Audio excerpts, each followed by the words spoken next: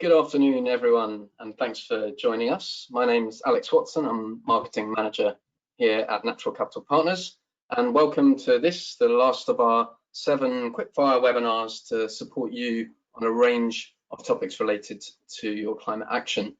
So this is going to last half an hour. You're currently all on mute, but please use the box on the right-hand side of the screen for questions, and we'll try to get through as many as we can. So to explore how companies can price carbon, I'm delighted that we're joined by 2 leading experts, one who has co-authored the best analysis I could find of corporate carbon pricing, and the other who is working more at the coalface and making it happen with organisations. So first, Nicolette Bartlett, who is Global Director of Climate Change at CDP. Hi, Nicolette. Hi there. Hopefully you can all hear me now, but thank you very much for inviting me, and delighted to have this conversation with you. Great, and yep, can hear you loud and clear. So Nicolette was the co-author of the How-To Guide to Corporate Internal Pricing published by CDP. And then we'll hear from Dan Sobrinski, who is Vice President of Sustainability, Energy and Climate Change at WSP US. So hi, Dan. Hi all, thank you for having me, and I'm excited about the conversation here today. Fantastic. Dan has worked to embed carbon pricing into numerous public and private sector organisations. But before we hear from them, a little bit of context from me. Firstly, what is a carbon price? Secondly, who is applying it? And thirdly, why we want to look at how companies can do it. So what is a carbon price? Well, simply put, it's to pay a cost on greenhouse gas emissions. Typically, that'd be $1 or £1 per tonne of carbon dioxide equivalent. And bringing the cost of greenhouse gas emissions into the way a business operates is seen as an efficient and fair solution to pollution problems like climate change, where it's impossible to just ban the pollutant. Efficient because companies are incentivized to find the cheapest way of reducing the pollutant. Fair because the cost is paid by those responsible for the pollution rather than the third parties not causing the pollution. And some refer to this as internalizing the externality. Next up then, who is applying a carbon price? Well, carbon prices can be applied voluntarily by a company itself or be applied to companies by governments.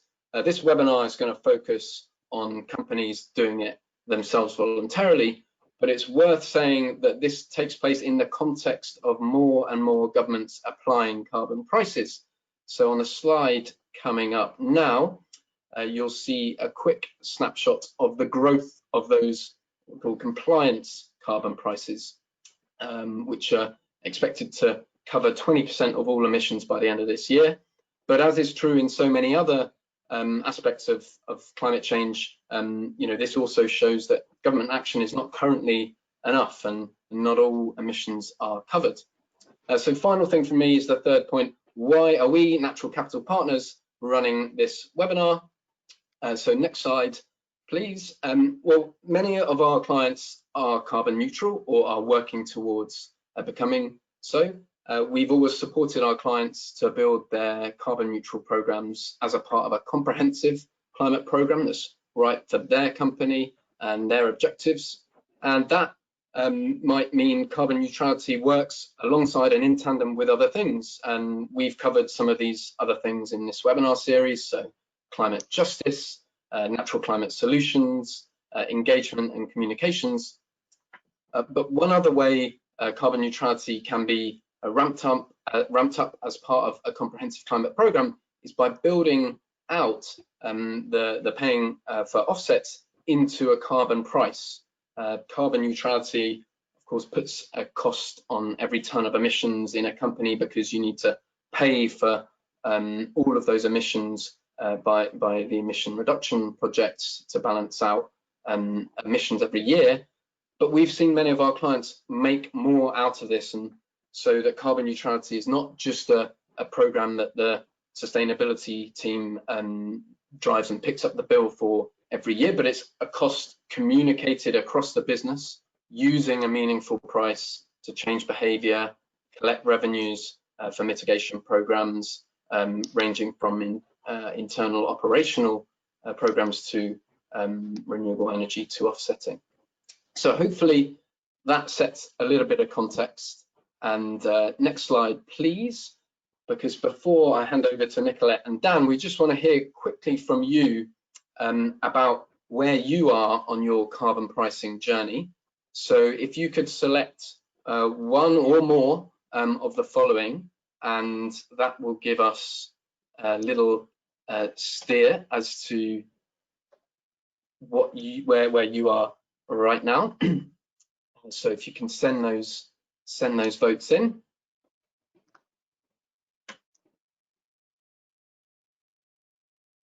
And here are the results. So, okay, so many of you want to hear about building that case to get going, and the understanding what's required and the structure it might take. And a few of you are into the delivery phase, and some just interested. So thanks for that, and hopefully that gives our speakers a little sense of what you're after.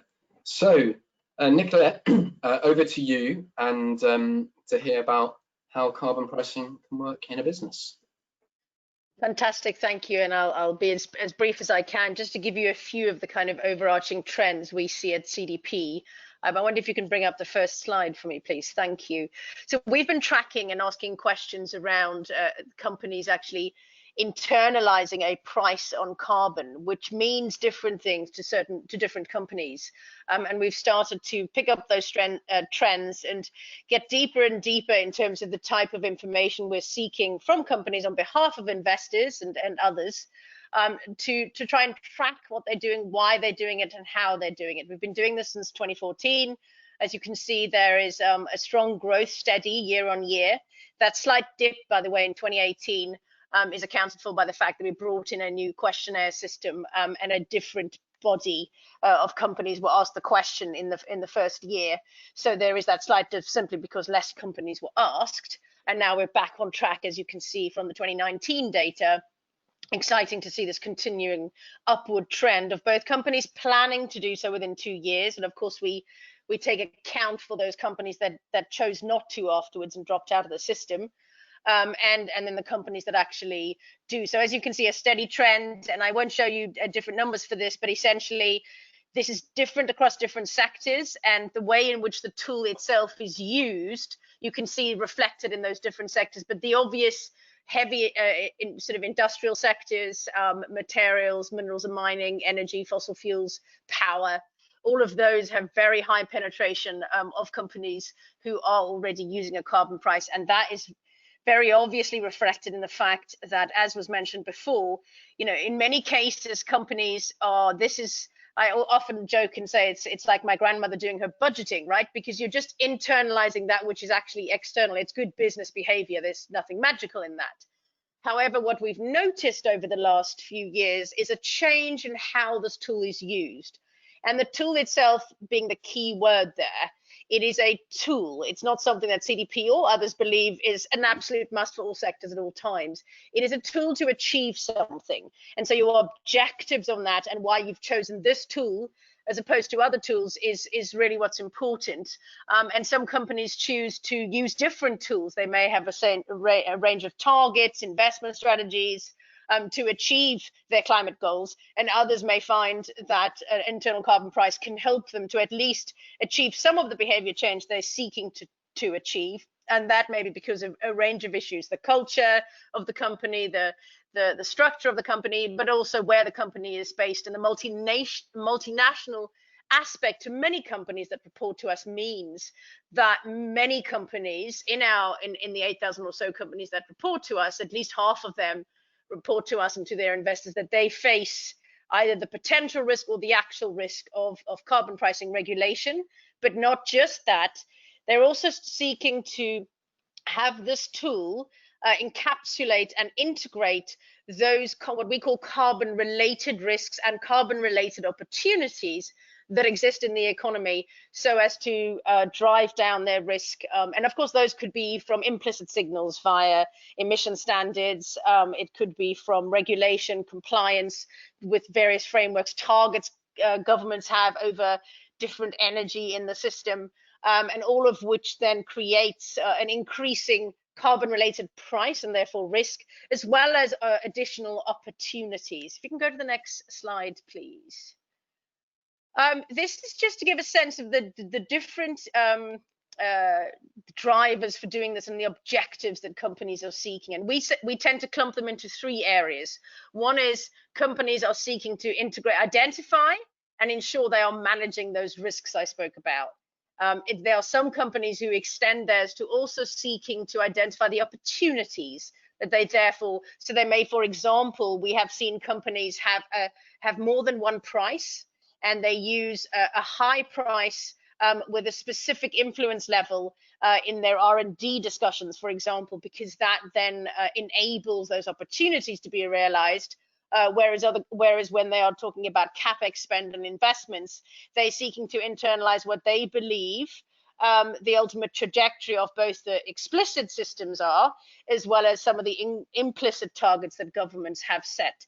But as you can see, yeah, there's a very much, many companies seek to change internal behavior, drive energy efficiency, drive low carbon investment, all of the kind of obvious pieces that this tool could help enable. And that's because, of course, you're turning something that is kind of nebulous to most of the organization, a CO2 molecule, into something that people can understand, which is an increase, a financial metric, whether it be from an increased value at the ultimate end of a product or a decrease in value due to these risks in the economy. I'll go to the next slide, please.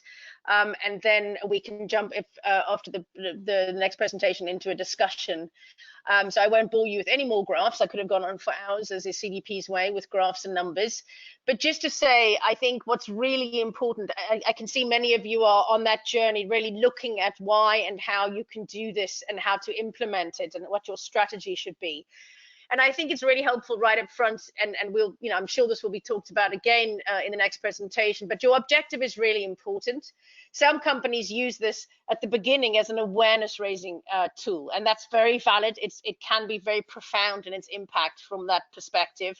And some companies, actually, we see the evolution of the tool to become, they've set themselves a really tight goal for emissions reductions or energy efficiency improvements or renewable energy consumption, etc. And they seek to use this tool to drive that change. And so it's a very deliberate use of it. And that, for us, is, when you go about that journey within an organization, you may get sidetracked inside of what you believe the most important dimension is, which is the number that you use. And of course, that is really important. And you can get a consultant and to spend a lot of time on this, but I would recommend you work with partners like Natural Capital Partners and others to actually look at some of these other dimensions, because they are just as important if you want to actually achieve impact with this. The carbon price level can start out slow if you have really tightly dealt with these other dimensions, which is, for example, the business influence, what we call the depth that this will have. It's fine having a really high price, but if you don't have this actually achieve change in terms of decision making, so for example, if it's just one of many factors in every single capex decision making spreadsheet, it might not have the influence and impact you're seeking to achieve. So really defining how influential you will make it, and we define a variety of ways in which you can increase the influence of the carbon price within your organization. The width for us is the actual, are you going to cover just your scope 1, your investments on your actual machinery and your energy machinery, etc., things that are production facilities for you, or will you actually be looking at the energy use you have, scope 2, or actually are you seeking this to drive change in your supply chain upstream, or even in the change in your products? I've mentioned R&D before. We've seen companies use this very creatively with their supply chain as well. And we really recommend that you start out, have a defined, get buy-in, have a defined core area, and you develop it over time and expand it over time as you learn lessons from it, because every organization will have a unique journey, as it is with this. I'll stop there and we can have a discussion about it later.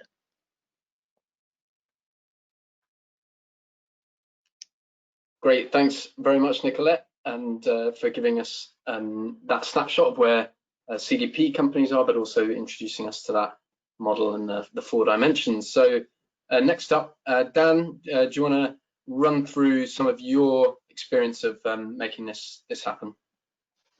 Yeah, thank you, Alex, and thank you, Nicolette.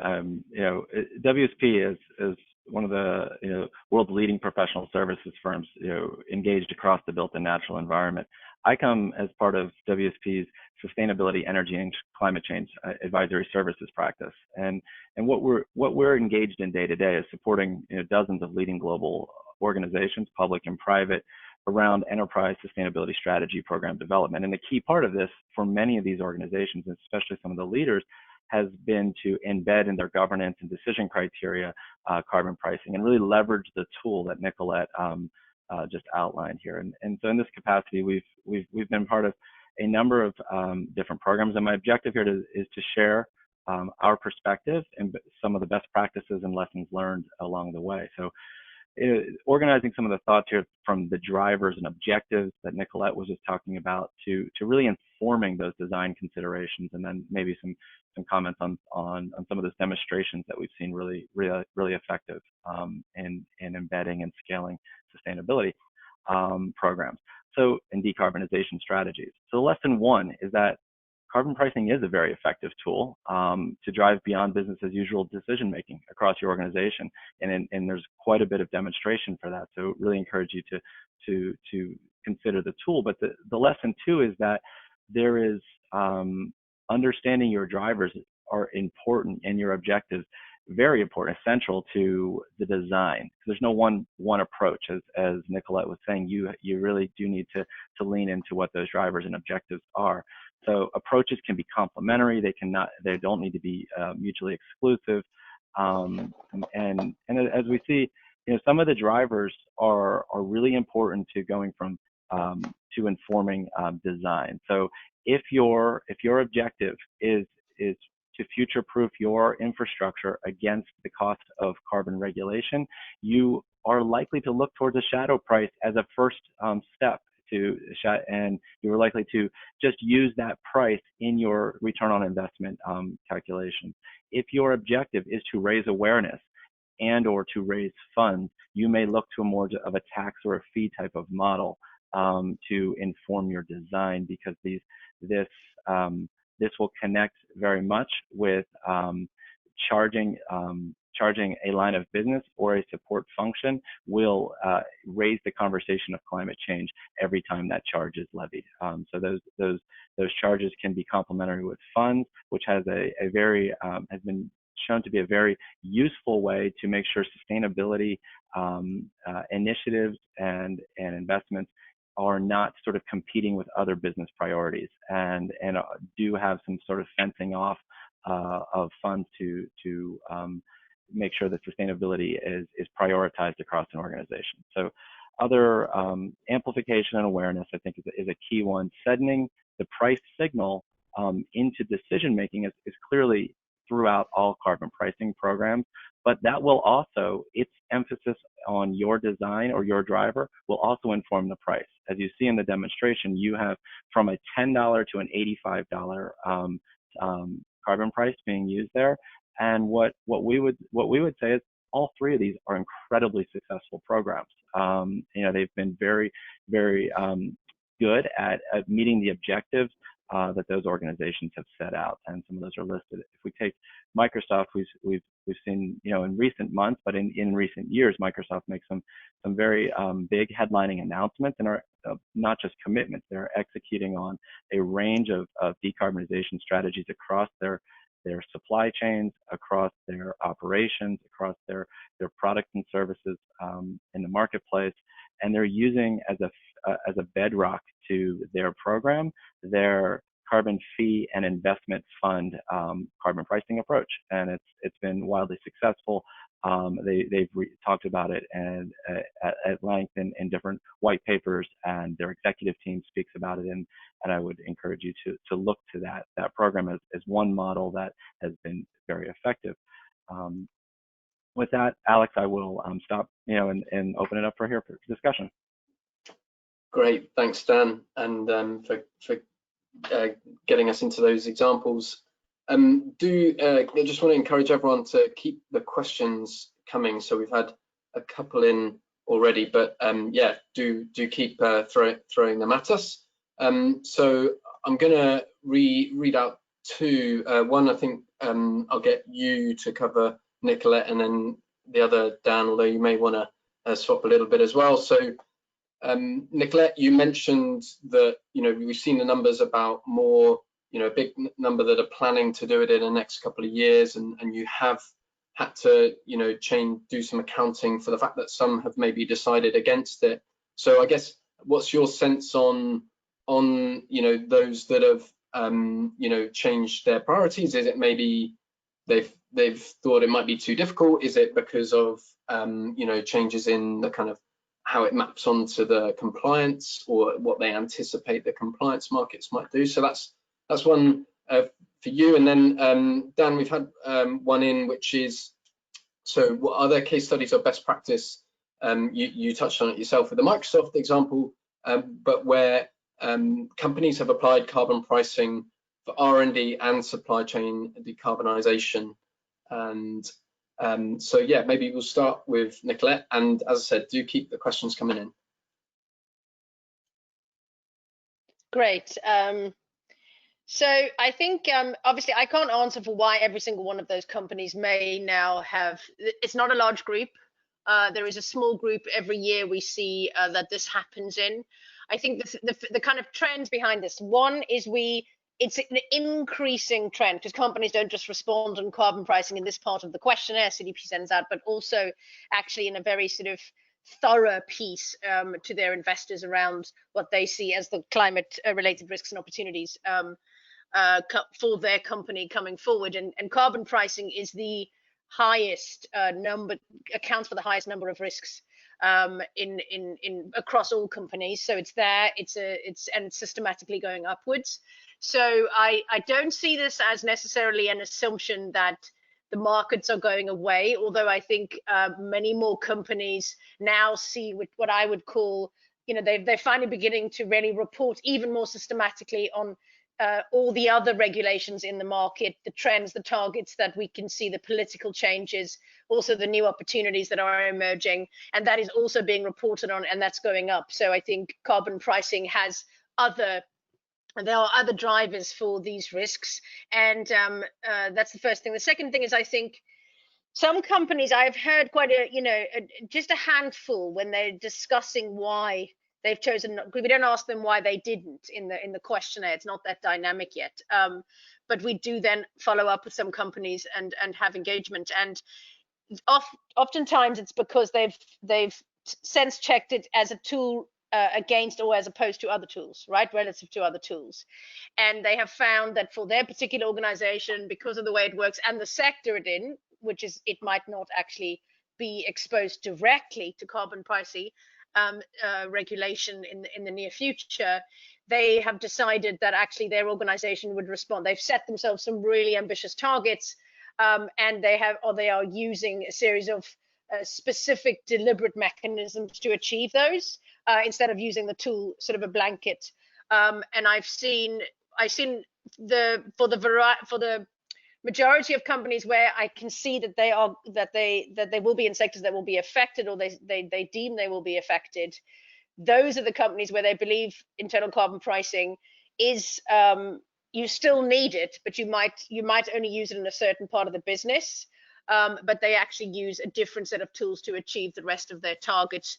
So I think because of the increasing implementation of science-based targets, of the reporting on actual R&D investments they're making, energy efficiency targets, RE100 targets, etc., they may be using those very specifically to achieve their strategy.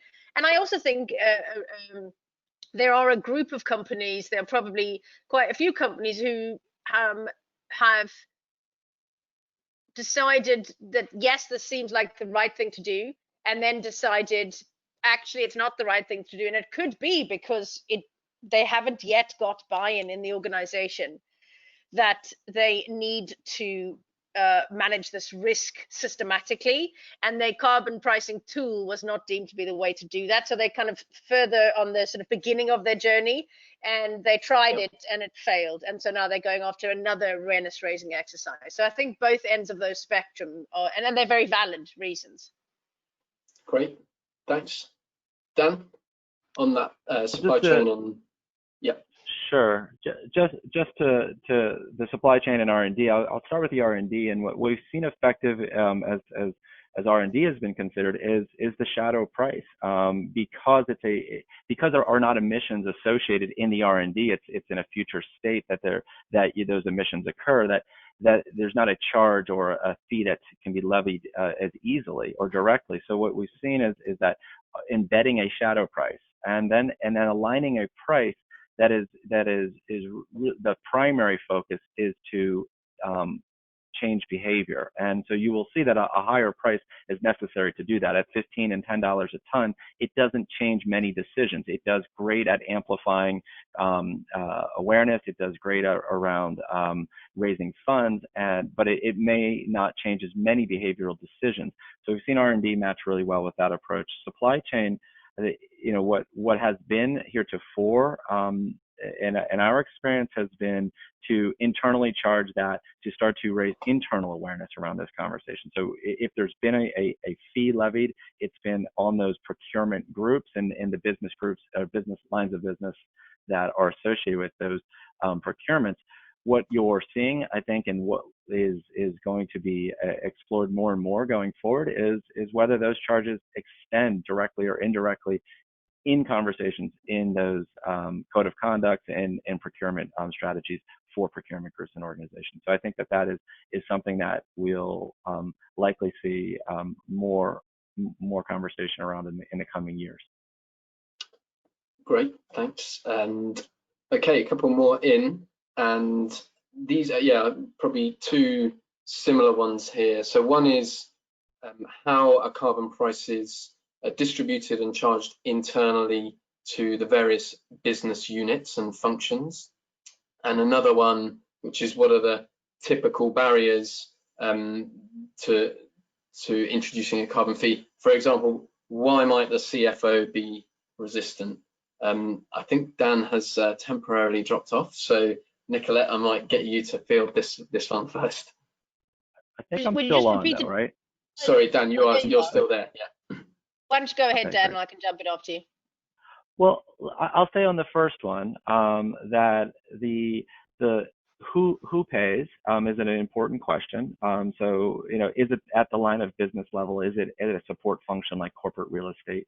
What we've seen it probably the most effective has been at those line of business, but you do need to take your emissions and allocate them to lines of business, because in most situations there will be shared services, shared functions across those lines of businesses. So you will have common manufacturing facilities or common other real estate functions. So you have to allocate those emissions out to lines of business. I think that's a key dimension to really making sure that the carbon fee is and the charge is sort of directly being administered to the decision makers. The CFO, whether they've internalized, we've seen it actually be something that CFOs, the financial group, very much likes, and because what you're doing is taking something esoteric and in tons of carbon, and you're turning it into something they live and breathe, which is dollars and cents. Great, thanks. Nicolette, anything to add there? What was the second question? I missed that. I got the one about who pays, and the second question is what barriers might a company face, particularly why might the CFO be resistant? that it could range. I've seen on the flip side of this, where I've seen this work the best is where the CFO is behind it, and I've seen a complete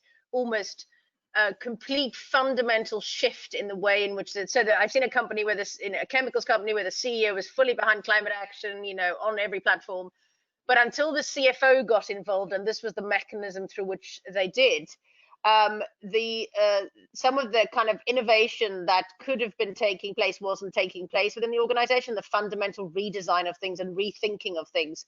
And it was when the CFO took it on and it became a parameter. You know, I always often think for engineering and design people, you know, they're happy to design anything, but they want to know what the parameters are. If you put this in as a parameter, they'll solve the problem in a way that you hadn't thought possible, right? So once it was owned by the CFO, it really embedded itself in the organization, and things changed. So I think on the flip side of that, what would happen if your CFO is not on board, and why?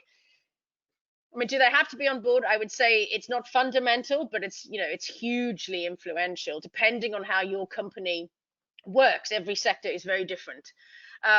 But I would say that they haven't, it might be that the war, the kind of battle of whether the carbon will actually be a real risk in the economy, if that risk is real, hasn't actually landed yet. That battle hasn't been won.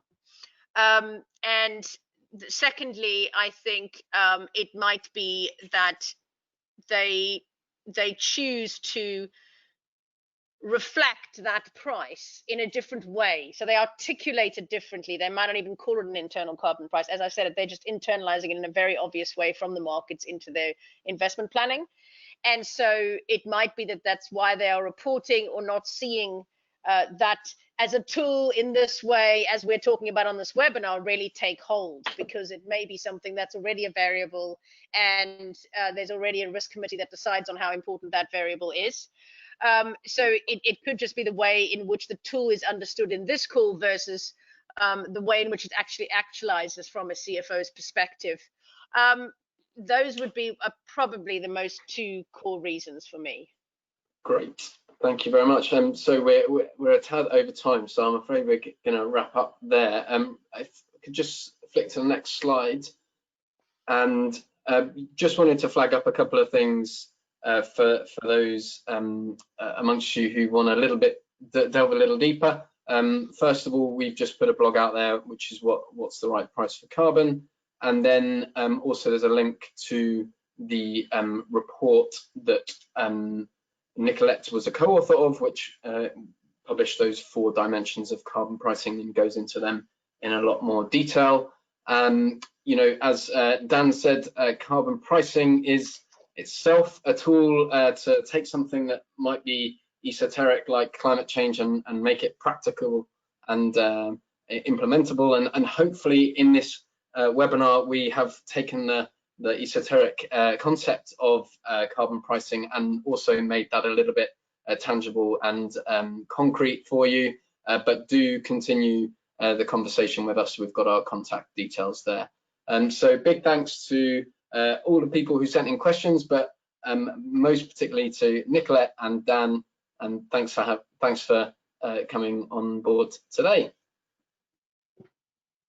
Thank you. Great. Thanks. Okay. Thanks all. Next time.